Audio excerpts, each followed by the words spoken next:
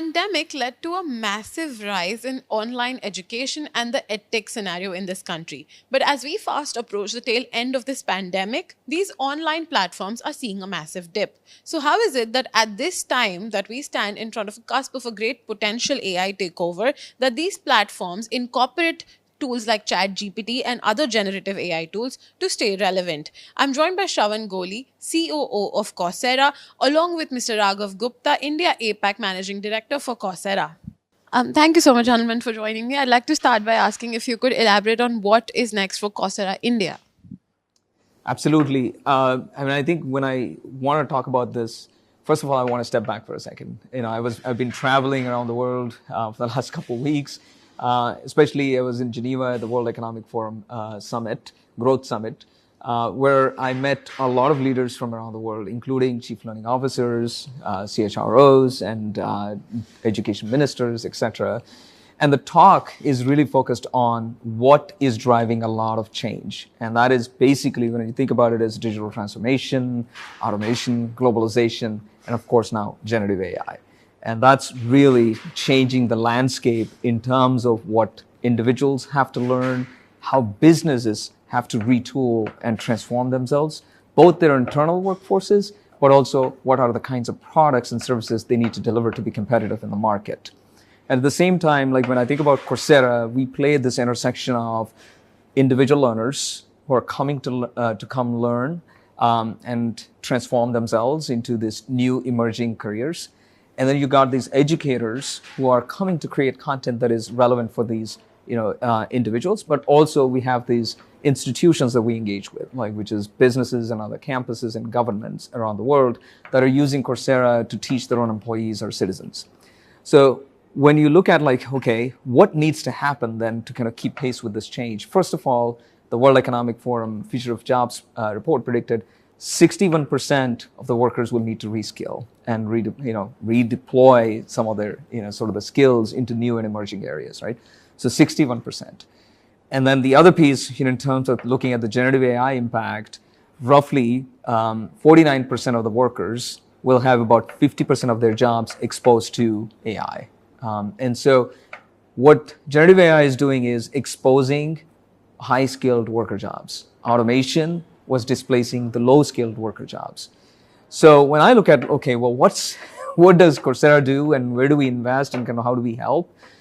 Really, the demand is in multiple levels. First of all, we need to massively reskill both individuals and help businesses to reskill their employees. And so we've been working on, I can talk about some of the product initiatives that we've just been announced today and also in the past couple of weeks. The first one is on the learner side. How can we help learners learn in a more interactive and more personalized, more engaging way? And so we have announced Coursera Coach, which is built on GPT and generative AI technology. And what it is the coach is basically your buddy as you're learning, as you're consuming content. So imagine you are trying to be a data analyst and you're in this data analyst course and you're kind of struggling with a certain concept. You can just say, well, can you explain this in a simple terms for me? Is that something I can understand? Well, this is like a 20-minute video. I don't have 20 minutes today, but I can learn quickly if you can give me a 2-minute version summary of this video. By the way, I've learned through this data analyst, this is great, but now I'm getting ready for an interview. So can you give me some practice questions? So what it is none of this exists in the course itself, but the generative AI is generating based on what I need in the context of that, right? So that's one big... would it be fair to say that Coursera Coach is like your friend that teaches you last minute, 2 minutes before the exam, a quick revision, all that you need, key highlights? Absolutely. So that's one aspect of it. But I think ultimately, when I think about it, it just makes your learning better and more effective and more engaging, right, on one side. But the coach can take many forms, as you're just saying, basically to help you be an interview coach, be a counselor coach, be it okay, I'm done with this course. I still want to continue to become a data analyst. What are the other things I can learn? So help you discover new programs as well. So multiple things. Okay. Speaking about, we're sitting in a classroom. We're also going through times when generative AI is picking up so much. There's generative AI, there's Coursera, there are other leading edtech platforms. How relevant are classrooms, in your opinion, both of you? Yeah. So, firstly, it is exciting to be sitting in a classroom at IIT Bombay. We recently did a research report. We asked 3,300 students, learners, 1,600 employers, and this was done across 11 countries. And to your question, how relevant are degrees today? This was one of the questions that we asked, right? In a world where skills are changing so rapidly, industry is changing so rapidly, what's the relevance of degrees today? And we're very clearly hearing from employers and companies that the value of the degree is completely intact, right? The value of the degree is completely intact. What's changing is companies are saying we want students to come out of campus and be job ready on day one almost. And as a part of that, what Coursera has been doing over the last 4 or 5 years is building out a portfolio of professional certificates, right? So to build on Shravan's point, I'm studying a BTech computer science. I want to work as a data analyst. Can I also take a data analyst industry micro credential from Google, and along with my degree, can I come and present that to an employer? So companies are seeing value in that. We are also hearing from students that instead of just taking a degree, they would love to see a degree plus an industry micro credential offered via the university that they're studying at. And what we've been doing at Coursera in India as well as outside is we built out this platform, this product capability that we call the Career Academy. And so we're going to universities and saying, make this a part of your institution, right? If you are at X university, it becomes that university's Career Academy, and then institutions are offering that to their students. So yeah, the degree is fully intact, but complemented with some of what I shared. So, what are these complementary courses that you've seen green shoots in? Are there any particular areas? Look, a lot of the opportunities, and the World Economic Forum Future of Job report talks about this as well. A lot of the exciting opportunities are, in some sense or the other, digital or tech or data oriented in nature. Um, whether these are technology or software related roles, whether these are data science related roles, these could also be business related roles. So, I'm studying to be an MBA. I want to work in digital marketing, and I could come and take a social media marketing industry micro credential from Meta. So that combination is what one is talking about. I do want to emphasize, and we spoke a little bit about this earlier, that the requirement for human skills in this world of rapid change is becoming stronger and more important, right? So, yes, we all need to think about technology and data and all of that, but how do you work in a virtual hybrid world? How do you, collaborate with people? How do you build empathy? Those are becoming equally, if not more important as well. If I could just add, on the first point about the certificates and how do we enhance the classroom experience itself, I think it goes back to the employability. And one of the key questions I get asked is, well, okay, these industry micro credentials, professional certificates, how do they work? But do they matter? Like, are employers caring about it, right? So through the same survey, we found 92% of employers who are in India said an industry micro credential along with a degree. They would prefer those folks over people who just had a pure degree on one side. And then the students basically themselves said, 96% of the students said, or the learners said, they know it will actually enhance their job prospects when they have an industry micro credential. And so what it comes down to, these certificates are pretty much designed for anyone, whether they have a college degree or prior work experience is not required. Every one of these certificates is designed in a way that you go through this. So I talk about data analyst or cybersecurity or UX design or program management or project management. You go through the 6 to 8 courses, and then there are lots of hands-on projects that are layered into this experience. So the student actually going through this whole process is getting the theoretical skills as well as the practical skills that are required to do these jobs. Now, to the second point that Raghav was talking about, from the World Economic Forum, when they did the employer survey and they said, like, what are the skills that you care about and how do you prioritize the skills? So clearly they said, you know what, we need the foundational skills, right? The technology or the math or the reading or the writing, the core STEM skills are required. But where they're really worried about is because of AI, technology changing rapidly means that they need their folks to adapt fast. And the kinds of skills that would help their employees adapt is, flexibility, agility, leadership, creative thinking, problem solving, analytical thinking. These are all human skills, as we all say. And so we have also built experiences that actually can help teach and deliver those sort of the human skills experiences. Not only we have content, like, there's negotiations, there's public speaking, all the content exists. So the key innovation that we announced was this product around the XR, VR, virtual reality, extended reality, or augmented reality. And so we have worked with Meta in building this toolkit that any of our course creators can use to enable these XR, VR experiences. By the way, these experiences are built in a way that's super accessible to learners because they can just be delivered through a browser. You don't need a headset. If you have a headset, it'll be even better, right? But you don't need a headset. So we worked with 3 different university partners like University of Washington and Peking University and Duke to kind of build these XR VR experiences into their content. And Michigan has launched 10 different extended reality courses. They're in the process of that. So I'm really excited about, hey, if you're trying to become a better presenter and you're taking this public speaking course, you can actually transport yourself into a class or an auditorium where you are actually going to do the presentation, and you can set up the stage and you can set up the kinds of audience modality that you want and then practice. And the technology is giving you sort of the feedback. I'm imagining, with a coach sitting there and listening in, and it's like, what? You can actually do even better. And here's what the specific feedback is. But that's something where, we don't have the capability. My team, I'm sure, will appreciate building that over time. Moving ambitious. That's the plan. That's right. Speaking of India as a market, how different have you noticed the kind of response that you've seen is different from other geographies where you are present in? What is it that's unique to India? A few things stand out, right?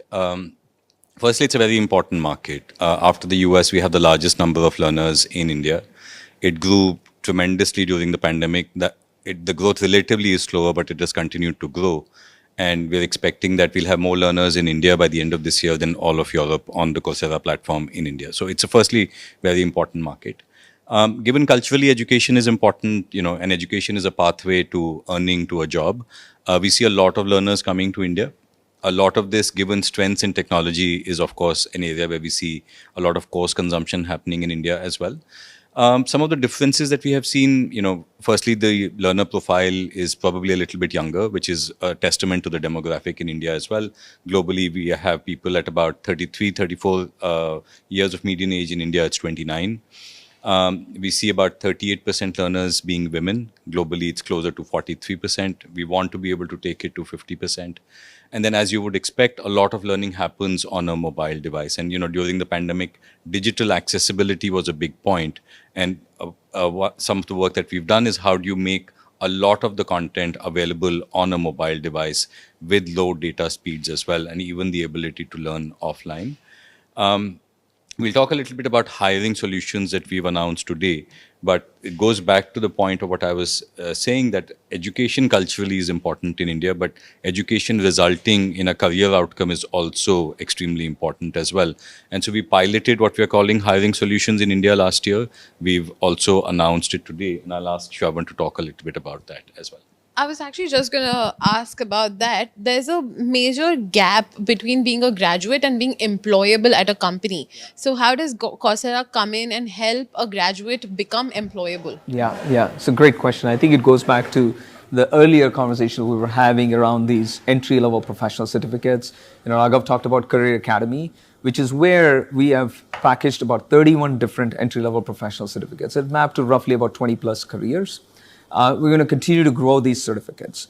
And then there is this projects I talked about. There are 3,400 hands-on projects that teach various software tools without ever needing for someone to download any software tool. So the whole environment is set up in a way that the student or the learner can actually get the right job relevant skills. In fact, when we start designing, working with our partners on getting these certificates designed and created, we're starting with a job. We're actually then saying, okay, what are the skills that are needed by each of these jobs? And what is the content that can actually teach those skills? and what are the ways that we can assess if the individual has those skills, and what are the ways we can enable the learner to be able to showcase that they have actually gained that experience. So that's on one side of the equation. And when we started talking to the employers, and especially the CHROs and the talent acquisition directors and recruiters, oftentimes when you think about entry-level jobs, the challenge that they have is if I just post a job, I'll get thousands of applications. And so then the problem for them is like, how do I identify the best individual that fits? It's very time consuming. That's one side of the equation. The other side of the equation is if I'm going after campuses and recruiting around campuses, how many campuses can I even go to, right? And there's talent all over the place. And if I think about India, there's tier 2 cities, tier 3 cities, etc. There are lots of great talented individuals in all of these places. And we, Coursera, have been working with campuses even in all kinds of regions within India as well.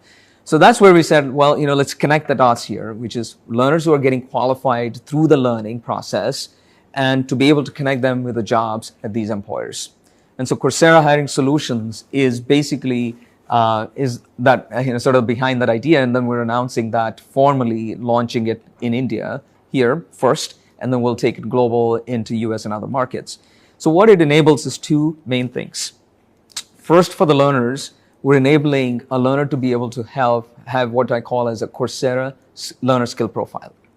And that skill profile for the learner essentially captures all of the learning that they're doing. The certificates, they includes all the courses, and it also includes the projects. And some of the projects actually have challenges. And so that means that when they're working through those, they're producing output as portfolio that they can share to anybody. And so it captures all of the learning. And the skill profile also maps to specific jobs like data analyst or software engineer, etc., and then shows to the learner how good you are and how good of a match or a fit to that particular job. That skill profile is the currency for them. It's their resume. And it's based on actual learning. And for someone who doesn't have any job experience, what do they show, right? This is a great way. So they can take that to any of the job platforms. So that's one side of the equation. The other is with the Coursera Hiring Solution, we're actually connecting them to the jobs. And so we're working with a network of employers wherein their recruiters get access to a dashboard. And that dashboard essentially allows a recruiter in that company to kind of look at and filter out like, hey, I want to hire data analysts. Okay, I can filter data analysts. But then a lot of times what we hear to the point about women representation, they're like, okay, I want to increase the women in my company so they can set up a number of filters like women. I'm like, okay, I want to actually be diverse and inclusive to multiple regions. So they can actually pick and choose regions and colleges that they want to invite people to. And then they can look at the score and they can look at that skill profile. They get more in-depth view how qualified this individual is. And then they can choose to invite that individual to apply for their jobs. And Raghav, maybe you can talk about the Axis Bank. Yeah, so late last year, actually, Axis Bank said we'll pilot this. They're saying, look, we're increasingly like a technology company that works in financial services. And so they're hiring software engineers, they're hiring data analysts and so on. And they do go to campuses, but then they said, look, how do we access talent across the country, right? How do we reach out to those campuses that we don't go to? So they became a part of the pilot in November, December last year. And we showed them profiles of students that were building these skill profiles on Coursera. They eventually shortlisted students and finally went on to make offers to 3 students at Graphic Era University in Dehradun. Now, Axis Bank doesn't go to Graphic Era University to recruit software engineers.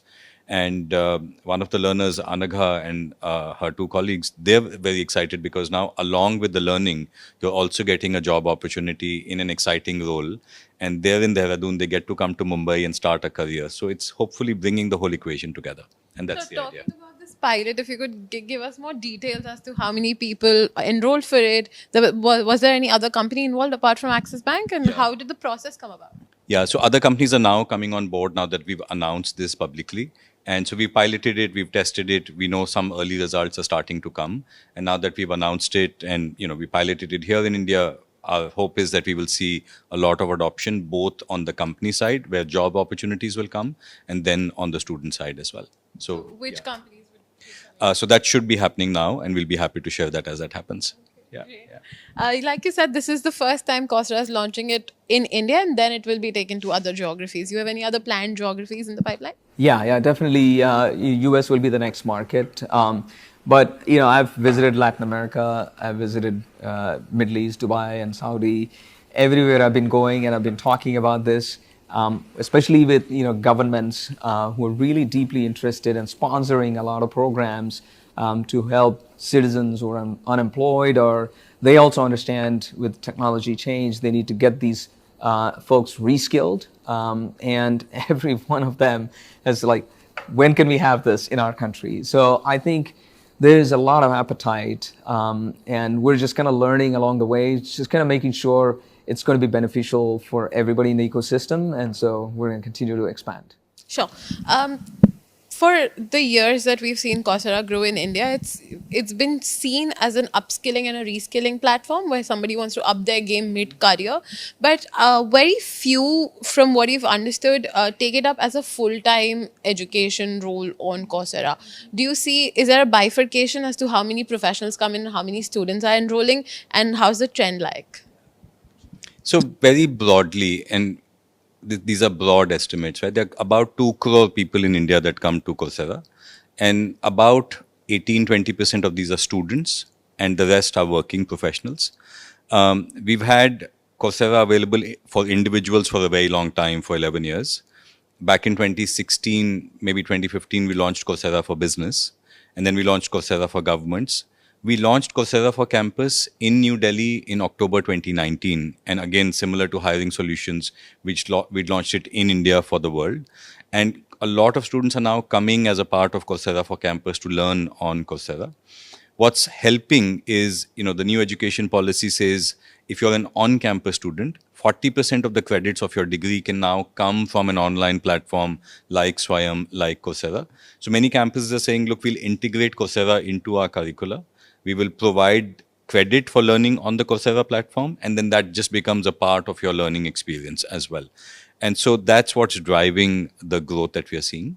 The other thing that we are seeing as well is there are 52 online degrees on Coursera today, and globally about 20,000 plus learners come to Coursera for those online degrees. We've been working on bringing top Indian universities to the Coursera platform over the last 2 years. And now we have close to 10 online degrees on Coursera. So still early days, but we will see full-time online students increasingly on the Coursera platform.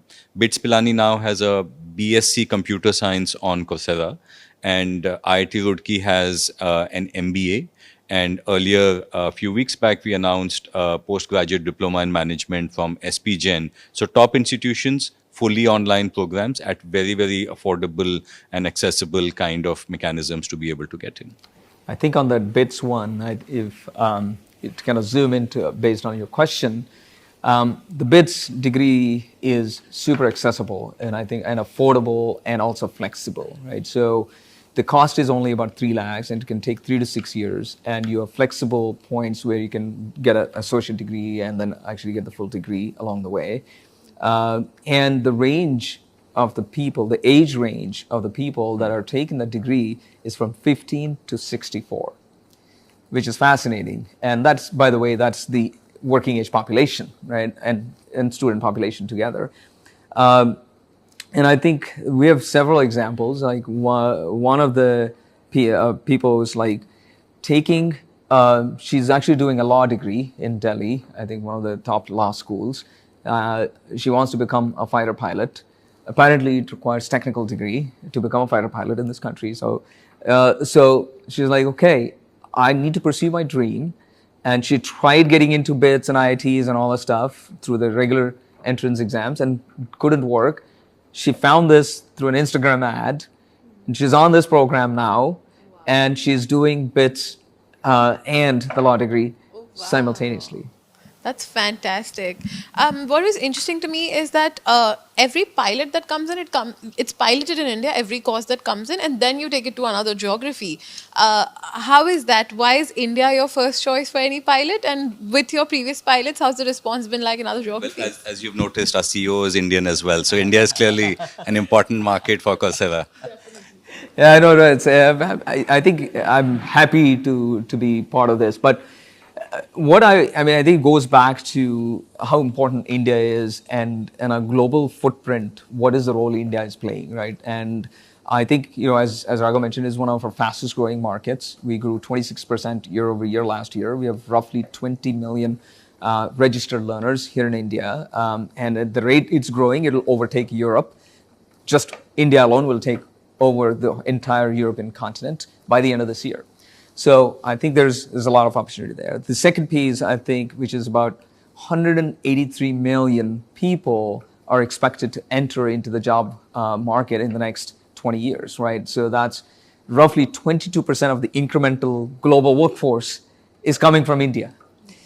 So, we see a lot of that's, and then the government side, I think, to the point about NEP policymaking, as I mentioned, I've been in a lot of different countries over the last few months.